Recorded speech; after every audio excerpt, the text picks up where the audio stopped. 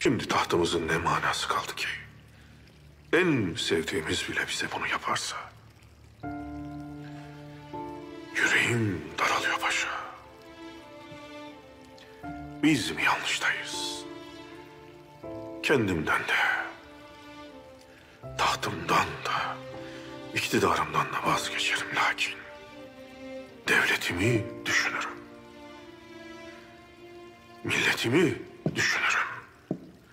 Vallahi de billahi de milletimden başka sığınacak kimsem yok.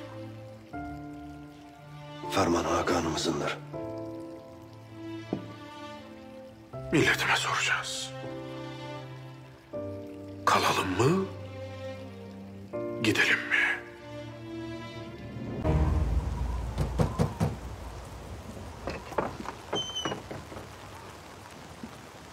Buyurun.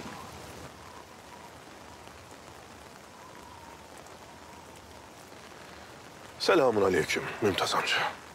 Aleykümselam. Abdülhamit evladım, sen mi geldin? Gel, gel gir içeri. Bugün bir dostumuzu da getirdik. Ne güzel, ne güzel yaptın. Birdi iki oldu bu kör ihtiyarın ziyaretçisi. Buyurun. Bismillahirrahmanirrahim.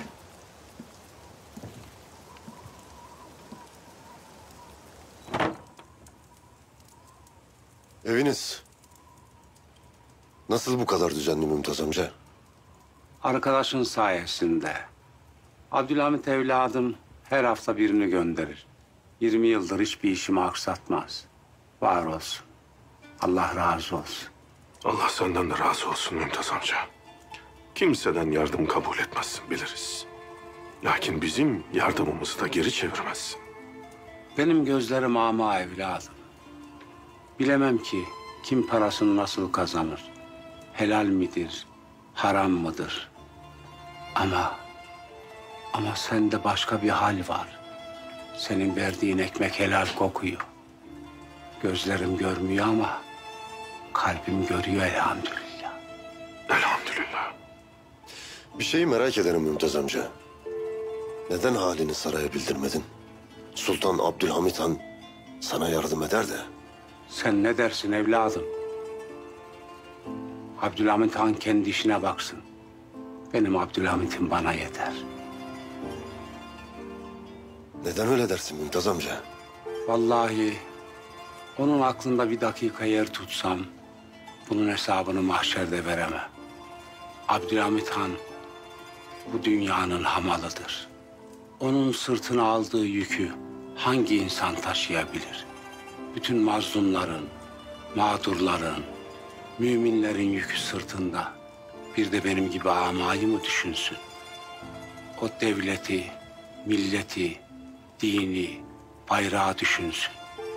Yılmasın, yıkılmasın, yolundan dönmesin, bırakıp gitmesin, sancağı düşürmesin, fitneye teslim olmasın.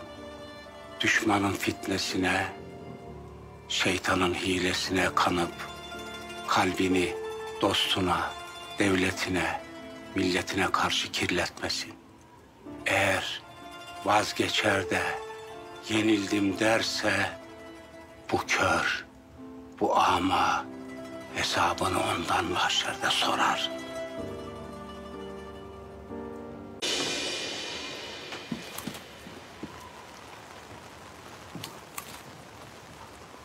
Allah'a emanet ol Mümtaz amca. Selametle.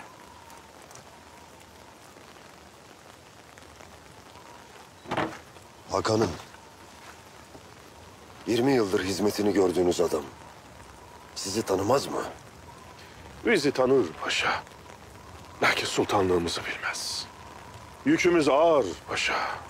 Anladık ki bizden beklenen ölene kadar mücadele. Mücadele edeceğiz paşa. Yılmadan, usanmadan mücadele edeceğiz.